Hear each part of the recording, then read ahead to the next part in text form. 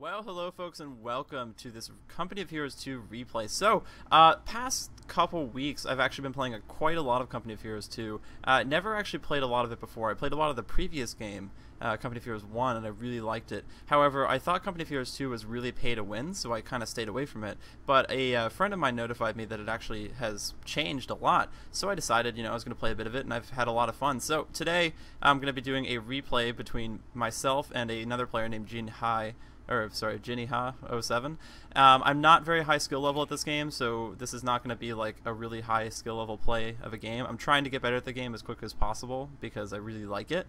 But through this replay, I'll be pointing out mistakes I've made and also talking about kind of the build that I went through and why I did certain things that I did, and also I may yell at myself for a couple mistakes because I actually just played this game and there were a couple things I did that were really stupid and I'm really angry about that. Alright, so I'm playing as the Soviets. So the typical Soviet start for me anyway is that I like to get 2 or 3 conscripts starting out, and then immediately I move my engineer out to go cap my positions. If you're playing as the Soviets, make sure you use the engineer to your advantage and send it out immediately to go cap points. One of the most important things actually is to use the engineer for is that you make him cap points in the back. Engineers are essentially are essentially a conscript squad, but with 2 less units, or 2 less men. So they're a little bit weaker than conscripts. So what you want to do is you want to have them capture points that are in the back of the map, so they'll stay out of sight. You only really want to use engineers in combat unless they have flamethrowers, or if they are supporting another unit. And right now they're not really, so we're going to be actually going to play this from my perspective. But right now they're not. They don't have flamethrowers, and they're not going to be supporting any units right now, so I'm going to keep them in the back. And you can see here I'm back capping over here. So I'm immediately going to send my conscripts over to the fuel point over here, and that's extremely important. You need fuel to upgrade your buildings and get access to new units, as the Soviets and the Germans both. So it's really important to kind of cap towards the ammunition point over here, and also the fuel point here. Oh, and this map is called the Minsk Pocket, I believe I forgot to mention that. One of my favorite maps actually in Company of Heroes 2. It's very easy to traverse and very easy to understand. There's basically like 3 avenues of attack that you can go through. You can go down the left, because like they're kind of separated by woods. You can go down the center, or you can go down the right. So okay, so capture the fuel point, and you notice that even though I'm playing victory points, I'm not actually capturing the victory points, and the reason for that is that the victory points don't actually give you any resources. They just kind of start making the counter tickets start going down. I'm going for it now, but you don't really want to focus on capturing the victory points really early in the game. You want to try to grab the ammunition, the fuel points, and also the other points that connect them. That way you can improve your resource gain as quickly as possible, so you can, upgrade your guys, get better buildings, and also use munitions to gain access to their abilities. For instance, the conscripts all have access to Ura immediately, and you want to gain access to that as quickly as possible. This is actually a little loud. Excuse me for interrupting this. It's going to break my flow a little bit. Let's lower the volume a little bit. I didn't actually play with the volume settings yet in this game, so I apologize about that. Alright, so we're going to have my first engagement of the game here. So one of my conscript squads is in light cover right now. I thought I could win this fight, but then I noticed that they had an MG in the back. Now you notice I'm going to keep this guy here, and the reason for that is that right now I just URA'd, increasing the speed of this conscript infantry squad, and I'm running them around. And this is the advantage the Soviets have early game against the Germans. The Soviets immediately can pump out conscript squads from their main base, while the Germans have to build a building to actually gain access to their grenadiers and also their machine guns. So because of that, I can get troops on the field much more quickly than they can, and I can take advantage of my superior numbers, which makes sense as the Soviets, and then I can outflank their machine guns very quickly. So while that's happening, I'm still keeping this conscript squad to capture this point. I still want to keep capping things if I can, because the game is far from over. It's just begun. So you don't want to try to overextend. Now right here, this is going to be one of my first mistakes. I believe that I could actually hold this for as long as possible. However, you can see here I get myself pinned, and I believe I either lose this unit or I almost do lose it. I withdraw it now, realizing my mistake, but it takes me a bit. Now with this unit, I'm actually going to keep them here, because I ended up taking this point up here and then moving my infantry squad all over here to try to chase this guy down. Now I tried to chase that machine gunner down, but it didn't work, because right now you can see my conscripts are getting pummeled by these Panzer Grenadiers, and these Grenadiers are right now a lot stronger than my conscripts because they have more men than me. So I decided, okay, I'm going to stop chasing these machine guns, and I'm going to move my conscripts back and flank these. Flanking bonuses are essential to taking out any of the elite units that the Germans can throw at you in the game. So you want to make sure you flank as much as possible. That's one of the Soviet strengths, is because they have so many units that they can pump out. And while this is happening, I've queued up my first building. I'm building the Tier 2 building, the Support Weapon Company, which is going to give me the access to machine guns, mortars, and also anti-tank guns. I've actually already built it. I think I missed that. And I'm recapping. Okay, so then I'm replenishing these conscript squads, and you can see I'm moving everything up now. And I've got my first heavy machine gun. Now you can see in the upper left-hand corner, the replay actually shows what my enemy has, and he's got 3 grenadiers, 2 machine guns, and 1 engineer squad right now. So he's got a bit of an advantage on me in machine guns. However, I've got a pretty decent array of forces right now, especially with this mortar. Once I get this mortar, I'm going to be able to pound any of his emplacements pretty easily and stop his machine guns, because the mortar is a really good counter to machine guns, either mortars or snipers, because mortars, what they do is that since the machine guns have to take time to pack and unpack, mortars can shoot them while they're trying to unpack and also pack their machine guns up before they move, and it gives me a huge advantage, so I can actually bomb them since the machine guns are stationary. Alright, so I've managed to push this engineer squad back. Now, this guy did something that's pretty good. He back-capped me. So he tried to cut off my resources by capturing this place over here, which he did effectively. But that really wasn't a good back-cap, because if you want to back-cap someone and cut off the resources, you really should take something that will cut off their ammunitions or fuel, which he didn't do. Alright, so here we're going to have his first major push, and I can't rightly remember, to be honest, if I messed this up or not. I believe... Okay, let's see what happens. So he's going to set up his MG. And I've got my guys in heavy cover. However, this is not being applied because right now cover is directional in this game, and because my guys were on this side of the sandbags, they actually weren't getting any cover from that, so that was my bad. Oh, so okay, this is a good engagement. Okay, so I managed to set my HMG up in time. You can see here that the radius of which they can fire and suppress units, which is what's happening here, is pretty good.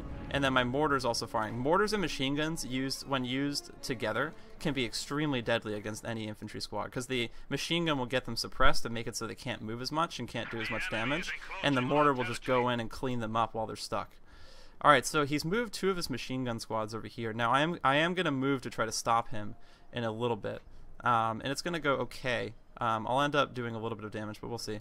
I've still got... Oh, this makes me so mad. I still have these guys just sitting over here. They were on the back. Anyway. And then while this is happening, I've got my engineers, which I've upgraded with flamethrowers, which will make them serious anti-infantry units. I've got them capping that position. I'm going to be sending them over to capture the enemy victory point in a minute. Alright, and then up here,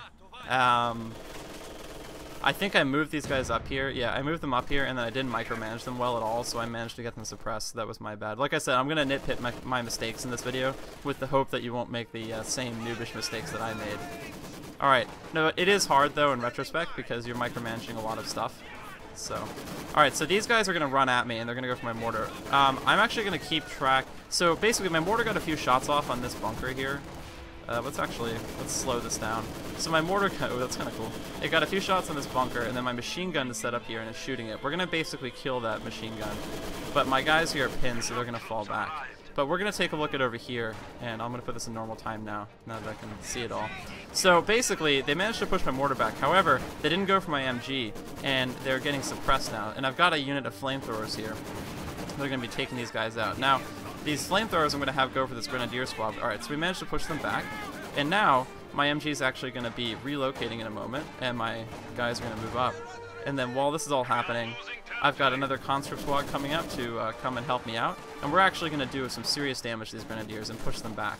Their push is actually not going to be as effective as they wished, I think. So over here, I love the flamethrower animation and also the effects in this game. It looks really nice. That's one of the big things that I really like about the Company of Heroes franchise, is that it has some really nice effects with weapons, and also it has some really... pretty much everything is destructible, which is awesome. So right here, they actually ran into my shock troopers, which I've caused. So shock troopers are extremely powerful anti-infantry units. They all have, I believe, PPSHs starting out. And then they all have the ability to throw an anti-personnel grenade, which is like a fragmentation grenade. It's really good against units that are clumped up. So if you're having trouble and against a German player who's using a lot of infantry, Shock troopers are a good bet to go. Now, bear in mind, shock troopers have no anti-tank capabilities, so if you use them, make sure that the German player is going for mostly infantry, and he's not just waiting and stocking up on fuel so he can build tanks, because that's entirely possible as well. Alright, so I'm going to push up and take his fuel point. So, the reason I keep trying to take this fuel point is because, like me, the Germans really need fuel, because the Germans that have to tech up, they actually have the research and technology for them to actually gain access to their more superior units in the late game, and they need oil, or they need fuel to do that. So if I take his fuel away from him, he's going to basically have no chance against me, because he will not have the ability to get his heavy tanks and things like that in the late game that make the Germans so strong. Basically, Soviets are kind of like early and mid game, and then the Germans are a really late game faction, which is kind of the same in Company of Heroes 1. From what I remember, Americans were really strong early game, and then they slowly dropped off as the game progressed, because the Germans would start getting Panthers, Tigers, and things like that. And the same goes for here. So as much as I need to try to cut off his fuel as much as I can, and that's what I'm doing. Alright, so he's going to make a push here. And I'm going to try to throw a fragmentation grenade to see if I can kill this squad. It doesn't go as well as I planned. I think I missed, yeah. But, I end up holding here for a little bit because I thought I could take this position down. However, you guys can see here it's not going to go very well, so I'm going to withdraw in a moment. Though I do start pushing my machine guns up. And I think I get these guys out of here in time. Yeah, I do. Okay. And then I've got my mortar firing. I've got it actually locked in on this MG emplacement. So that's why mortars are really good, is they can take those guys out. Now, they do have a scout car up now, and this is going to cause me a lot of problems and inevitably force me to fall back. And my mistake here was that I did not get anti-tank grenades as early as possible, or I did not just get a simple ZIS. Usually, with the Russians, if you're going to go heavy conscripts, you need to upgrade your guys with the anti-tank grenade, which is available in your HQ, or you need to get the anti-tank gun to stop the tier 2 and tier 3 German tanks. Now, tier 4 German tanks are basically unstoppable unless you hit them with a side shot with an AT gun. But AT grenades are pretty good, and I just upgraded them because I realized my mistake. I didn't plan ahead and plan from his moves accordingly, so I will make a counter push in a minute once I finish replenishing my guys, but I had to get some AT grenades so I could take those that armored car out later, because the armored car is a really good anti-infantry unit. So I've got my guys kind of going up here and starting to hold down at this fuel point. We're going to kind of just settle down here and wait for the rest of my troops. I do start moving this conscript squad up because I want to see what's going on here. And I do end up actually taking one of his machine gun crews out. And I tried to Ura, and that didn't go very well, so I'm going to go back. That probably wasn't the best move of mine. You really shouldn't send conscripts alone. So right now he's got 2 MGs. One of them only has 1 unit, and then he's got 2 Ostruppen squad. Ostruppen squad are pretty strong. You can see they've got Panzerfaust, and also they can use first aid kits once they hit Veteran 1, which happens after they kill enough units or take enough damage. And then down here, I managed to push out some engineers that he was using to backcap some troops, so I'm going to take that position back so I can gain some extra resources. And to be honest, the blow he dealt me was really not that significant early game, because he didn't really take much from me. I mean, he took the victory point, yeah, and he took his fuel point back, but I still have both ammunition points and the fuel. And he's going to try to take the ammunition point here, but I will actually stop him in a moment. It's really not that big a deal. Alright, so I'm going to try to stop him here, and I'm going to do a little bit of a suicide charge here. So I'm going to Ura my guys, and then I'm going to throw an anti-tank grenade on this scout car. And by doing that, I hit his rear armor because he exposed his back to me, which is a horrible idea. If you're ever going up against a unit with anti-tank and you need to run, there's an ability you can click, which if you click U, the U key, while your unit is running, then what you can do is your guy will go backwards. Make sure you do that, because if you just right click and try to run away, it'll turn and expose its rear armor, which you don't want it to do. So I managed to essentially almost disable that car, so we won't have to worry about it for the time being. Now, these 2 guys got flanked here, but I am making my push now, or they got suppressed. So I'm actually going to leave them here just for a minute, because the enemy's going to focus his fire on them, and while this is happening, I've got an MG pulling up on the side. You guys can see my mortar is going to start firing in a moment. He's firing on this squad. And then my MG here will move up in due time once we're ready. And then also I've got a flanking attack going on this side. Now this attack is not going to be as effective as I hoped it would be. However, I'm still going to do a decent amount of damage with it. You see, there's this engineer squad here that I will end up killing. This armored car is going to attempt to run away from me by throwing a smoke screen down. I am going to try to chase it down. But I believe... Do I actually go for it? Yeah, I do. Okay, so I'm going to throw an anti-tank, and there he goes. And then I notice that he's got a half-track. So I really am in a bit of a tight spot right now because he's got some anti-tank. He's also set up a bunker here, which he can upgrade to have an MG42 on it, which will really lock this point down from my infantry. So I realized, okay, I really need some tanks. So that's what I did. So right now, I actually built, or a little bit earlier, I built a tank-off battalion commander, and I'm building my first T34 right now, which is going to be very nice. T34s are really good all-around vehicles. They're really good at, I mean, pretty much, they can take out infantry and they can take out tanks pretty easily. Now, T34s have lighter armor in comparison to the German late-game tanks, so if you end up having to go up against German late-game tanks with T34s, make sure you use them to flank, because they're pretty fast for their size, so make sure you use them to flank if you can. Now, right now, it looks like I got, actually, the T-34 out just at the right time, because these actually started to roll at a Puma. Now, the Pumas, they can take damage from light machine guns, and they do. However, oh, love my tank missed there. However, they don't take a lot of damage, so it's not going to do a huge amount. Now, this is... Alright, so the next, like, 5 minutes here are what's really going to make me mad. So excuse me. If for those of you who played Company of Heroes 2 before, and you've played a lot of it, please do not get mad at my blunders. This is a little embarrassing, but it's okay. I'll talk about why it's bad in a minute once we get to it, what I did, and I'll to make sure you guys don't do the same thing I did. So I launched an incendiary barrage here to try to keep the enemy back. Now you can do that; it's perfectly viable. Incendiary barrages are really good. They're a doctrinal ability. They're really good against enemy emplacements. So, like for instance, if you see a lot of enemies bunched together, and there's like an anti-tank gun there or something like that, throw this down. The anti-tank gun is really slow. You may actually get it before the before it moves out of the way. It's also can be used to kind of control an area for a certain period of time, because if you throw it down, no infantry is going to go in that. They're going to die instantly. So you can throw it down if you need to give yourself a little bit of relief for a minute. Alright, so I've got a second T-34 up, and I produce a lot of T-34s in the next couple minutes in this game, and the reason for this is because I'm actually, once I capture this fuel point, I'm basically going to be rolling in fuel, so I really don't have to worry too much about my fuel at this time. And also, I'm probably not going to go into Tier 4. I don't really like Tier Technology 4 in this game, like with the Katyusha rockets and all that. I think they're really ineffective. Katyushas are extremely inaccurate, and they can only really be effective unless they're like Veteran 1, or if the enemy is just bunching infantry up and doesn't know to micromanage them, and you can kill them with this AoE attack. So, up here I move my T-34. Let's watch this thing in action. And I'm actually going to try to run over these guys with it. Now, you usually can do this, but I messed up this time. And, yeah, so I just chased them away. That's fine. That's all I needed to do. And then in the interim, I've got this conscript squad coming up to recapture all 3 of these points. And then up here, we can see that the Puma's here, and then he's also got a Pak 40. Now, Pak 40s are extremely strong. So be very careful with Paks. Paks can really take out most of the Soviet tanks quite quickly. And right here, this is my first mistake. Let's watch this. So I threw down an incendiary barrage, and it didn't actually hit the position I really wanted it to. However, this is going to hit his infantry, so it's alright.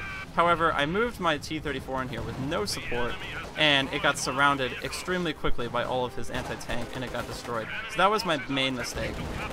And I'm actually going to do that once or twice more. I'm not really sure what was going on in my head there. I think I was trying to be greedy, and that's one thing. Never try to be greedy in Company of Heroes 2. The game is all about trading damage back and forth between units, because, you know, if you damage some of his units and kill a couple of guys in a squad, he has to retreat them and spend manpower, which could be used for something else, to get those men back to full strength. So you really just, play a numbers game, play passively if you want. Some people are more aggressive than me, but by playing passively and not like overextending yourself and actually just doing as much damage as you can without sustaining too much damage, you'll save yourself a lot of trouble, and you'll be, I think, a lot better off late game, in my opinion.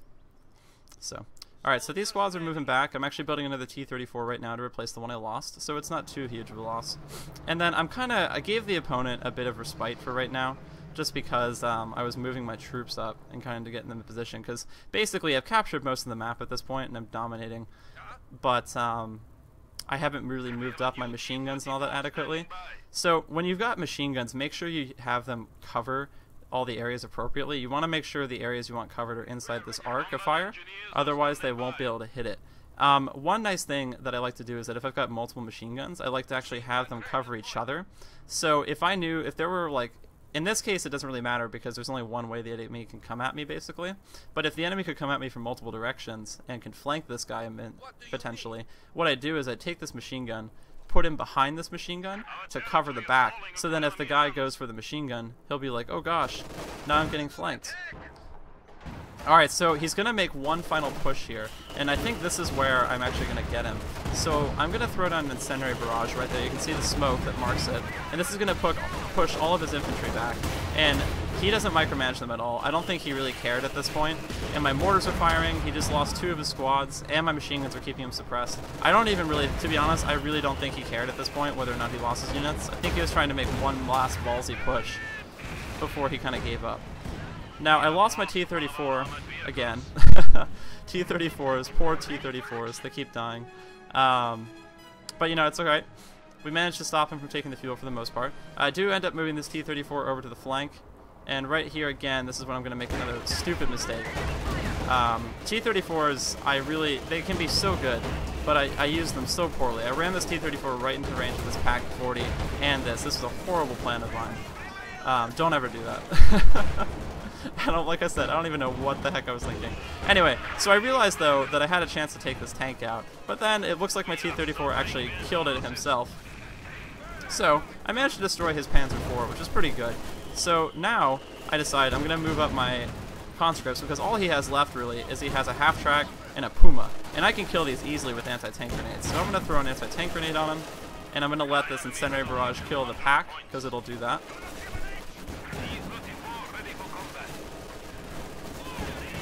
So it looks like, do I get the anti-tank grenade off? I can't remember. Okay, oh right, this guy, their anti-tank grenade was actually on cooldown. So we're gonna have to wait for that. Alright, so we managed to take that out. And then we're gonna throw another anti-tank grenade on this vehicle, on this half-track. And unfortunately, all of my available conscript squads that were on the front line, their anti-tank grenades were on cooldown. So I couldn't really do anything, so I just decided to shoot at this thing until it died. And I believe this conscript squad is actually the one that does the finishing blow. Alright, and I managed to defeat it, and then I think that's pretty much all he had left. And I think after that point he decides to surrender. Just gotta wait to see. Yep, there we go. So I hope you guys enjoyed this Company of Heroes 2 replay. I hope it was a little bit insightful for maybe potential new players like me. Like I said, I'm still new to the franchise, or maybe not to the franchise, but new to this game. And I'm still learning every single time I play a game. However, I think I know enough where I can at least tell you about my mistakes, or like about the few things, the very few things that I do in my games, to kind of help you out. So hope you guys enjoyed, and I'll see you again later.